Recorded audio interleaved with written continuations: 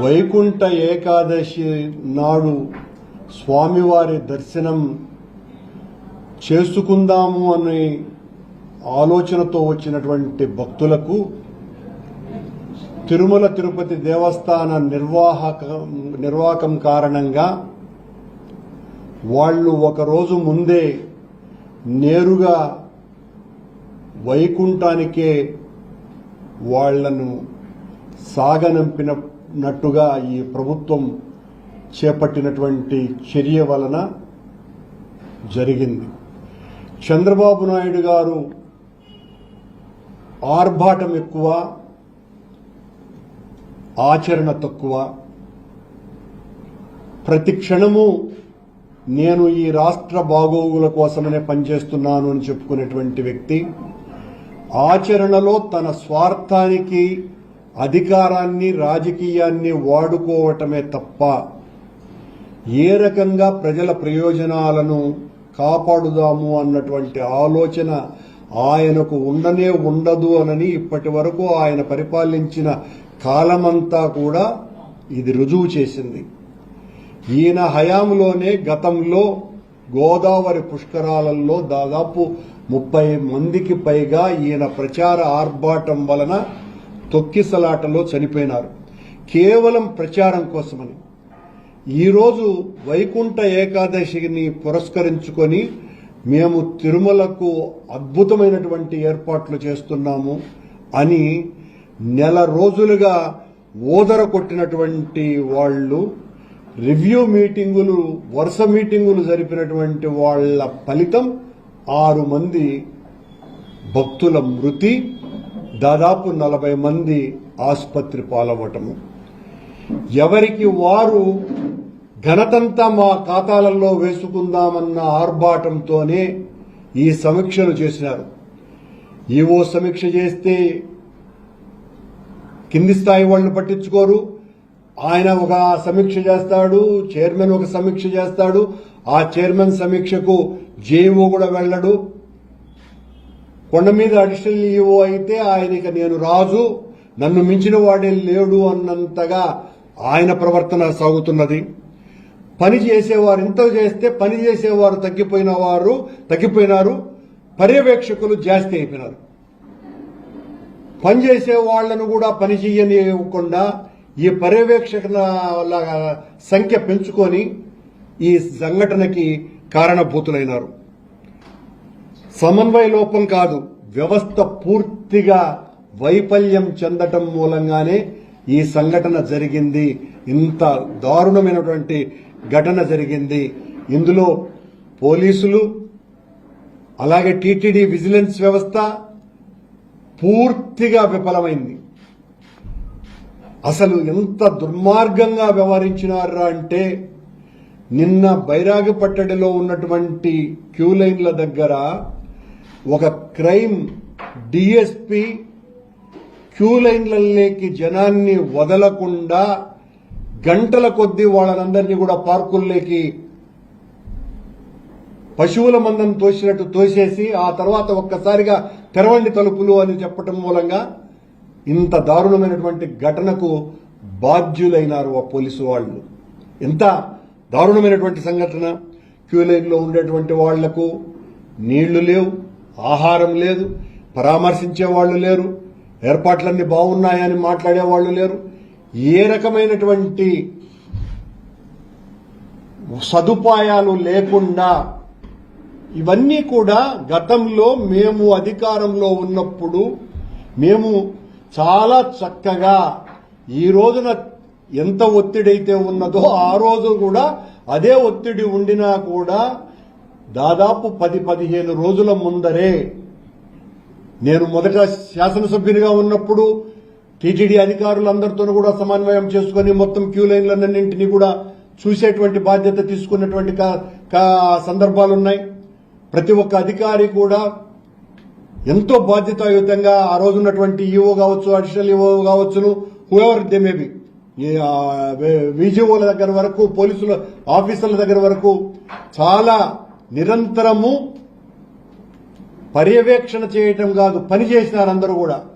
ఎక్కడ ఎవరికి ఏ ఇబ్బంది లేకుండా చూడటం బాధ్యతగా తీసుకొని పనిచేస్తే ఏ రకమైనటువంటి తొక్కిసలాటలు లేకుండా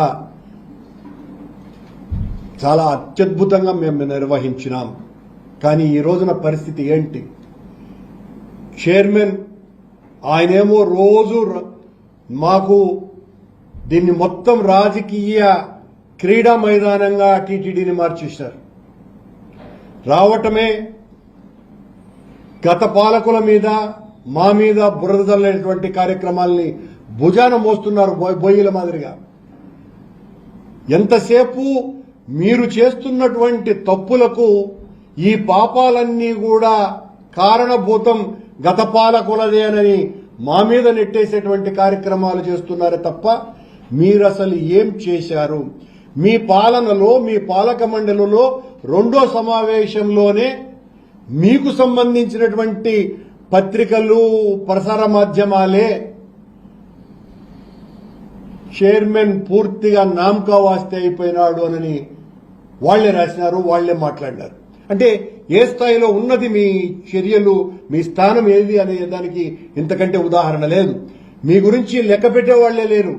అక్కడ ఉన్నటువంటి ఆ కొండ మీద ఉన్న వెంకన్న చౌదరి నేను సీఎంకు నేరుగా బాధ్యుణ్ణి అని ఎవరిని కూడా లెక్కే చేయకుండా ఈ సంఘటన పూర్తిగా అడిషనల్ ఈఓకు సంబంధించినటువంటి వ్యవహారం.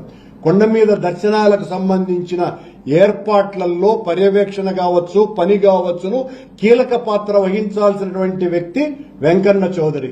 కానీ వెంకన్న చౌదరికి చంద్రబాబు గారి సేవ తప్ప భక్తుల సేవ పట్టనే పట్టదు. అతను వచ్చినప్పటి నుంచి ఇదే చర్య. ఈయన ప్రతిపక్షాలకు సంబంధించినటువంటి వాళ్లకందరికీ కూడా ఏ రకమైనటువంటి ప్రాధాన్యత ఇవ్వకుండా ప్రభుత్వంలో ఉన్నటువంటి వాళ్లకు ఊడిగం చేస్తూ ఒకసారి వెలికి తీయాలా. రోజు దాదాపు 7,000 మందికి పైగా విఐపి బ్రేక్ దర్శనాలు ఈ రోజున జరుగుతున్నాయి. మేమున్నప్పుడు అంత జరగలా. మా మీద అభాండాలు వేస్తారు మీరు. ఈ రోజున వాస్తవం ఇది. మీకు కావలసినటువంటి వాళ్లకంతా కూడా రాచ మర్యాదలు చేస్తున్నాడు ఈ వెంకన్న చౌదరి. ఈ వెంకన్న చౌదరి పూర్తిగా బాధ్యత వహించాలా. చంద్రబాబు గారి సేవలో నిమగ్నమైనటువంటి వెంకన్న చౌదరిని, ఆయన మీద అజమాయిషీ చేయలేనటువంటి స్థితిలో ఉన్నటువంటి ఈఓ శ్యామలరావు గారికి కూడా దీనికి బాధ్యత వహించాల్సినటువంటి అవసరం ఉన్నది. ప్రతిపక్షాల మీద ఎప్పుడెప్పుడు దొరుకుతారా, వాళ్ళనందరినీ కేసులు పెట్టి లోపల్లో వెయ్యాలా అనేటువంటి ఉద్దేశంతో అదే పనిగా తీసుకొని రాబడ్డటువంటి తెలంగాణ నుంచి ఓ ఎస్పీ స్థాయి అధికారిని ఇక్కడికి తీసుకొని వస్తే ఏం చేస్తున్నట్టు మీరంతా కూడా? మీరందరూ కూడా చంద్రబాబు గారి సేవలో తలమునకలైనారు. పూర్తిగా అందులో పునీతులవుతున్నారు. ఇప్పుడు చంద్రబాబు గారు వస్తున్నారు ఒక గంటలో. నిన్న జరిగినటువంటి ఇన్సిడెంట్ చోట పట్టుమని 15 మంది పోలీసు వాళ్లు కూడా లేదు. ఈ రోజున చనిపోయినటువంటి వాళ్లను చూడ్డానికి వస్తున్న చంద్రబాబు గారిని భద్రత కల్పించడానికి మాత్రం దాదాపు 2,000 మంది పోలీసు వాళ్లు మొత్తం సమాయత్తమవుతున్నారు. అంటే ఎవరిని మీరు పట్టించుకోవాల్సినటువంటి అవసరం ఉన్నదో ఆ భక్తుల యొక్క క్షేమాన్ని గురించి రవింత కూడా పట్టించుకోకుండా ఇప్పుడు రంగంలోకి దిగి అక్కడ మమ్మల్ని కూడా రానివ్వకుండా బెదిరింపు కార్యక్రమాలు చేసి క్షతగాత్రులను చూడడానికి కూడా మాకు అవకాశం కల్పించకుండా చేసేటువంటి క్రీడా రాజకీయాల్ని చెయ్యటం అన్నది చాలా దుర్మార్గమైనటువంటి తనము. ఎంతసేపు ఈ ప్రభుత్వం అధికారంలోకి వచ్చినప్పటి నుంచి వైఎస్ఆర్ కాంగ్రెస్ పార్టీ నాయకుల మీద తప్పుడు ఆరోపణలు మోపి వాళ్ళని ఎలా జైలుకు పంపించాలా, టీటీడీనంతా కూడా ప్రక్షాళన చేస్తా పాప పంకిలమైపోయిందేనని చంద్రబాబు నాయుడు గారు ఎన్నికల ముందు కూడా విపరీతంగా ఘోషించినాడు. అధికారంలోకి వచ్చినప్పటి నుంచి సుబ్బారెడ్డిని ఎప్పుడు లోపల దోద్దామా, కరుణాకర్ రెడ్డిని లోపల ఎప్పుడు దోద్దామా, ధర్మారెడ్డిని ఎప్పుడు లోపల దోద్దామా, దీనికి సంబంధించినటువంటి అన్ని కూడా వెలికి తీయండి. విజిలెన్స్ రిపోర్టులు సరిగ్గా రాకపోతే వాళ్లను బెదిరించేటువంటి కార్యక్రమం ఆ విజిలెన్స్ ఆఫీసర్లని. ఇవన్నీ కూడా బయట తెలియకుండా పోవు. చంద్రబాబు గారు ముఖ్యమంత్రి గారు గమనించాల్సినటువంటి విషయం, మీరు సెక్రటేరియట్లోనో లేకపోతే మీ ఇంటిలోనో చేస్తున్నటువంటి పనులు గతంలో అధికారంలో మొన్ననే మేము ఉన్నాం. మీకు సంబంధించినటువంటి అధికారులలో కొద్దిమంది మాకు మీరు ఏం చెప్తున్నారు, అధికారులకు ఆదేశాలు ఇస్తున్నారు అన్నటువంటి విషయాలు మాకు చెప్పకుండా పోరు అని అనుకుంటే అంతకంటే మూర్ఖత్వం మరొకటి లేదు. మీకు ఎంతసేపు మా మీద పడి ఈ పాపాలన్నీ కూడా వైఎస్ఆర్ కాంగ్రెస్ పార్టీ మీద నెట్టేయటమే. ఆశ్చర్యంగా ఈ రోజున ఒక పత్రికలో ఈ టోకన్లతో తంటానని ఒక ఐటమ్ వచ్చింది. మేము ఎంతో ఉదాత్తమైనటువంటి ఆశయంతో వెంకటేశ్వర స్వామి వైకుంఠ ద్వార దర్శనం కేవలం ఏకాదశి ద్వాదశి రోజు మాత్రమే అయితే భక్తులకు ఆ అనుభూతి పొందలేకపోతున్నారు. ఆ తర్వాత శ్రీరంగంలో ఈ 10 రోజుల వైకుంఠ ద్వార దర్శనం అన్నది తరతరాలుగా వేల సంవత్సరాల నుంచి కొనసాగుతున్నది. దాన్ని ప్రవేశపెడితే మంచిది, ఎక్కువ మంది భక్తులకు దర్శన భాగ్యం కలిగించగలము అని ఒక గొప్ప ఆశయంతో మేము తీసుకొని వస్తే దాని వలన వచ్చిందంట తంట. అయ్యా మీకు తంట దీని మీద వస్తే మమ్మల్ని మేమన్నీ తప్పులే చేశామని కదా మీ ప్రచారం అంతా కూడా. ఈ తప్పును సవరించుకొని మీరు 2 రోజులే దర్శనం చేయించి ఉండొచ్చు కదా, వైకుంఠ ఏకాదశికి ద్వాదశికి మాత్రమే. మరి దీన్ని ఎందుకు అమలుపరిచినారు? మేము తీసుకున్నటువంటి ఏ నిర్ణయము కూడా భక్తులకు మేలైనటువంటి నిర్ణయాలే తీసుకున్నాము కాబట్టి మీరు ఏది మార్చలేని స్థితిలో ఉన్నారు. కాకపోతే మా మీద విమర్శలు గుప్పిస్తూనే ఉండటంలోనే మీ మొత్తం సమయమంతా వినియోగించుకుంటూ అసలు పని మానేశారు. ఎలా చెయ్యాలా, ఎలా పరిష్కరించుకోవాలా, ఎలా చేస్తే మరింత మెరుగుగా దైవ దర్శనం చేయించగలము అన్నటువంటి సంగతిని ఆలోచించకుండా ఈ విషయాలలో కూడా మమ్మల్ని ఎదిర్చేటువంటి కార్యక్రమాలు పెట్టుకోవటం మూలంగానే ఈ రకమైనటువంటి దుర్ఘటన జరిగింది. ఈ దుర్ఘటనకు వైఎస్ఆర్ కాంగ్రెస్ పార్టీ మీద మా నాయకుడు జగన్మోహన్ రెడ్డి గారి మీద, మా టీటీడీకి సంబంధించి మా మీద నిరంతరము అతి నీచంగా విమర్శలు చేసేటువంటి ముఖ్యమంత్రి చంద్రబాబు నాయుడు గారే నైతిక బాధ్యత వహించాలి. నిజానికి ఇది ఒక 50-60 సంవత్సరాల క్రితమే అయితే ఆ రోజున్న ప్రజాస్వామ్యంలో 100% ముఖ్యమంత్రి రాజీనామా చేసేవారు. ఆనాడు ఒక చిన్న రైలు దుర్ఘటన జరిగితేనే లాల్ బహదూర్ శాస్త్రి లాంటి మహానుభావుడే తన పదవికి రాజీనామా చేశాడు. కానీ ఈ రోజులు అలాంటివి కాదు, చంద్రబాబు నాయుడు గారు చేయరు. కానీ ఇక్కడ ఉన్నటువంటి అధికారులను, ఆయన ఎస్పీ దగ్గర నుంచి కింది స్థాయి సిఐ వరకు టౌన్లో పనిచేసేటువంటి వాళ్లను, అలాగే వెంకటేశ్వర స్వామి సేవలో కాకుండా చంద్రబాబు గారి సేవలో నిమగ్నమై భక్తుల బాగోగుల్ని పట్టించుకోకుండా పోయిన ఈ వెంకన్న చౌదరిని వెంటనే సస్పెండ్ చేయాల్సినటువంటి అవసరం ఉన్నది. మేం డిమాండ్ చేస్తున్నాం. ఈ టీటీడీ అధికారులు లేదా కొంతమంది ఈ చంద్రబాబుకు ఒత్తాసు పలకాలనుకున్నటువంటి పోలీసు అధికారులు చంద్రబాబు గారికి కావాలంటే గుడి కట్టుకొని ఆ సేవలో ఉంటే చాలా మంచిది, ఏ తప్పు లేదు. ఎందుకంటే ఆయన గుడి కట్టారబ్బా, ఆ సేవలో, ఆ స్వామి సేవలో మేము తలమునకలై ఉన్నామని చెప్పుకోవచ్చు. కానీ వెంకటేశ్వర స్వామి ఆలయంలో భక్తుల మనోభావాలను పరిరక్షించటానికి ఉద్యోగ బాధ్యతలు స్వీకరించినటువంటి వాళ్లు, శాంతి భద్రతలను కాపాడుతాము అని గొప్పగా పర్యవేక్షణ బాధ్యతలను తీసుకొని లా అండ్ ఆర్డర్ పూర్తిగా అదుపులో ఉంచాల్సినటువంటి పోలీసు అధికారులు తమ బాధ్యతల్ని విస్మరించటం ఘోరంగా భక్తుల మనోభావాలను దెబ్బతీయటమే. సనాతన ధర్మాన్ని పరిరక్షిస్తాను అని తిరుపతిలో వీరతాడులు వేసుకొని తిరిగినటువంటి పవనానంద స్వాముల వారు, మీరు మరి ఈ సనాతన ధర్మాన్ని కాపాడాల్సినటువంటి బాధ్యత మీ మీద ఉన్నది. మీరు సనాతన ధర్మాన్ని కాపాడుతారా లేదా సనాతన ధర్మాన్ని మీ ఆలోచన రీతులలో తునాతునకలు చేయడానికి కంకణబద్దులైనారో కూడా తెలియటం లేదు. దీనికి వెంటనే మాట్లాడాల్సినటువంటి అవసరం ఉన్నది కదా. మీరు ఆ గేమ్ చేంజర్లో రోడ్డు ప్రమాదంలో చనిపోతే ఈ రోడ్లకు కారణం వైసీపీనే అని మాట్లాడతాడు పవన్ కళ్యాణ్. పవన్ కళ్యాణ్ గారు ఈ రోజు జరిగినటువంటి ఈ ఘటనకి మీరు సనాతన ధర్మాన్ని కాపాడుతానని మాయమాటలు చెప్పడం మూలంగానే జరిగింది అని మా ఆరోపణ. మీరు ఈ రకమైనటువంటి మాటలు మాట్లాడతారు, ఆచరణలో ఒక్కటి కూడా అమలు చేయరు. అసలు చంద్రబాబు నాయుడు గారే చెప్తూ అంటారు, దేవుడితో పెట్టుకుంటే ఆయన అంతు చూస్తాడు అని. స్వామి చంద్రబాబు నాయుడు గారు, మీరు దేవుడితో పెట్టుకున్నారు. దేవుడిని రాజకీయ వనరుగా పావుగా వాడుకొని వెంకటేశ్వర స్వామి పేరు మీద, జగన్మోహన్ రెడ్డి గారి మీద, మా మీద అభాండాలు మోపి తిరుమలంతా కూడా అపవిత్రమైపోయిందని ప్రచారం చేసి అక్కడితో ఆగకుండా వెంకటేశ్వర స్వామి మహాప్రసాదమైనటువంటి లడ్డూలోనే ఆవు కొవ్వు కలిపినారు అని చేసినటువంటి మీ దుర్మార్గపు ప్రచారానికే భగవంతుడు కళ్ళు తెరిచినాడు. మీ కాలంలో ఈ రకమైనటువంటి అపవాదులు జరుగుతున్నాయి అంటే కారణం మీ మాటలు. భగవంతుణ్ణి మీరు రాజకీయ పావుగా వాడుకుంటున్నటువంటి తీరు.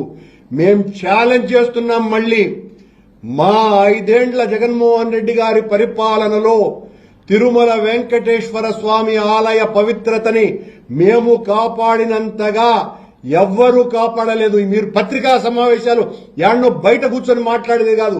దమ్ముంటే నేను నేరుగా ఎవరితో ఒక స్థాయి కలిగినటువంటి వాళ్ళు ఎవరైనా సరే, అది చంద్రబాబు నాయుడు గారా, లేకపోతే పవన్ కళ్యాణ్ గారా, లేకపోతే ఈవో స్థాయి అధికారైనా సరే, ఎవరితోనైనా కూడా సిద్ధంగా మేమేదైనా మాట్లాడితే నువ్వు చంద్రబాబుతో సమానమా అని మాట్లాడుతూ ఉంటారు. కానీ చంద్రబాబు నాయుడు గారు ఎక్కువ మాట్లాడేది, పవన్ కళ్యాణ్ ఎక్కువ మాట్లాడేది పవిత్రత అంతా మంట కలిపింది ఆ వైసీపీ వాళ్ళని. రా మాట్లాడదాం. మేము చేసినటువంటి మేలేదో, మీరు చేస్తున్నటువంటి కీడేదో మొత్తం అన్నీ కూడా విడమర్చి చెప్పడానికి సిద్ధంగా ఉన్నాం. చంద్రబాబు నాయుడు గారు మాయ మాటలు మాట్లాడడం తగ్గించి భక్తుల యొక్క ప్రయోజనాలు కాపాడుతూ ఇకనైనా కూడా వెంకటేశ్వర స్వామిని రాజకీయంగా వాడుకోకుండా మీరు సరైన రీతిలో పాలన సాగించండి. ప్రజలకు ఇచ్చినటువంటి వాగ్దానాలను నెరవేర్చే కార్యక్రమాలు చేయండి స్వామి. ఊరికనే మా మీద పడి ఏడ్చే కార్యక్రమాలు ఆపి, ఇప్పటి వరకు ఈ 7 నెలలుగా వైసీపీ మీద, జగన్మోహన్ రెడ్డి గారి మీద మీ ఏడుపు తప్ప పాలనేది అసలు పాలనే లేదు. పాలనే లేకపోవటము, దానికి తోడు మా మీద కుట్ర కేసులు బనాయించే కార్యక్రమాలలో పోలీసులందరినీ కూడా ఇన్వాల్వ్ చేయడంతో ఇదిగో ఇలాంటి దుర్ఘటనలు జరుగుతున్నాయి. వెంటనే సంబంధిత పోలీసు అధికారులను, కొండ మీద ఉన్నటువంటి అడిషనల్ ఈఓను సస్పెండ్ చేయాలి, ఈఓను బదిలీ చేయాలి. దీనికి సంబంధించినటువంటి ఇతర అధికారులందరి మీద తగిన చర్యలు తీసుకోవాలి. అన్నింటికంటే ముఖ్యంగా చనిపోయినటువంటి కుటుంబాలకు ఒక్కొక్కరికి కనీసం ₹1,00,00,000 ఎక్స్ గ్రేషియో ప్రకటించవలసిందిగా వైఎస్ఆర్ కాంగ్రెస్ పార్టీ డిమాండ్ చేస్తున్నది. అలాగే గాయపడిన ప్రతి ఒక్కరికి కూడా కనీసం 20 లక్షల రూపాయలు ఇవ్వవలసినటువంటి అవసరం మేము గట్టిగా డిమాండ్ చేస్తున్నాం. ఇవి కాకుండా ఊరికినే పరామర్శలతో కాలం గడిపేసి 5 లక్షలు ఇస్తాం, 10 లక్షలు ఇస్తాం అని అంటే సరిపోదు. మీరు ప్రభుత్వం చేసినటువంటి హత్యలు ఇవి. ఒక మాటలో చెప్పాలంటే బాధ్యతారాహిత్యంగా వ్యవహరించటం మూలంగా, ప్రభుత్వం చేసినటువంటి తప్పిదం కారణంగా జరిగినటువంటి ఈ చర్యకు ఒక్కొక్కరికి చనిపోయినటువంటి వాళ్లకు ₹1,00,00,000 ఇవ్వాలని డిమాండ్ చేస్తున్నాం. అలాగే గాయపడినటువంటి వాళ్లకు 20 లక్షల ఎక్స్ గ్రేషియో ఇవ్వవలసిందిగా డిమాండ్ చేస్తున్నాం.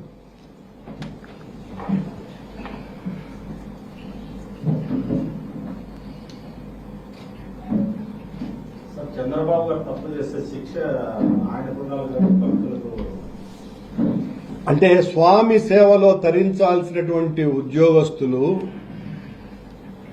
చంద్రబాబు గారి సేవలో మునిగినప్పుడు చంద్రబాబు గారు చేసినటువంటి తప్పిదానికి ఆయనకు శిక్ష పడాలి. ఆయన సేవలో ప్రభుత్వ అధికారులుగా ఉండినటువంటి వ్యక్తులు దైవ సేవలోనూ లా అండ్ ఆర్డర్ కాపాడాలనేటువంటి దాంట్లోనూ లేకుండా ఉండినందుకు వీళ్లకు శిక్షలు పడాల్సిన అవసరం ఉంది. ప్రసాదంలో ఆవు కొవ్వు అవును. అది ఇప్పుడు పనిష్మెంట్ ప్రారంభమైంది అంటున్నారు. అవునవును. అది భక్తులు మరణించినారు కదా, శిక్ష వాళ్లకు అట్లా కదా. కానీ నిజమే, కరెక్టే, మీరు చెప్పింది ఏమి తప్పు కాదు. కానీ చంద్రబాబు గారు చేస్తున్నటువంటి తప్పిదాలు ఏవైతే ఉన్నాయో అది ఎత్తి చూపటం. భగవంతుని లీలలు ఒక రకంగా ఉండవు, ఈ రకంగా అది చూపబడ్డది. చంద్రబాబు తప్పిదాల వలనే ఇలాంటివి. చంద్రబాబు గతంలో కూడా ఈ తప్పిదాలు చేసినాడు కాబట్టి కదా గోదావరి పుష్కరాలలో 30 మందికి పైగా చనిపోయినారు.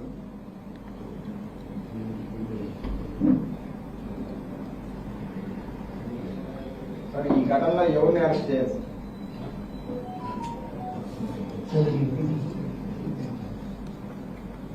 ఎవరిని అరెస్టు చేయాలంటే బాధ్యత వహించిన ఈ క్యూ లైన్ల పర్యవేక్షణ దగ్గర నుంచి అసలు కొండ మీద భక్తులకు సంబంధించిన వ్యవహారాలలో ఎక్కువ బాధ్యత ఉన్నది ఆ వెంకన్న చౌదరికి. చంద్రబాబు గారి పరమ భక్తుడైనటువంటి వెంకన్న చౌదరికి ఉన్నది. ఆయన మీద ఎక్కువ బాధ్యత ఉన్నది. అలాగే ఎస్పీ మీద చాలా బాధ్యత ఉన్నది. ఎస్పీ స్థాయి తర్వాత కింది అధికారులకు కూడా బాధ్యత ఉన్నది. కొండ మీద ఉన్నటువంటి vigilance and TTD vigilance officer కూడా బాధ్యత ఉన్నది. కేవలం ఓన్లీ డిఎస్పీని మాత్రమే ప్రాథమికంగా చూపించి డిఎస్పీ మొత్తం తప్పు చేశారని రిపోర్ట్ ఇస్తున్నట్టు సమాచారం. ఆ సమాచారం మాకు తెలియదు, మీకు తెలిసి ఉండొచ్చు. కానీ మేము చెప్తున్నటువంటిది నాది తప్పిదం అయితే నేను చెప్పినటువంటిది ఇప్పుడు ఎవరు బాధ్యత వహించాలి అన్నది దానికి నేను రీజన్ చెప్తాను.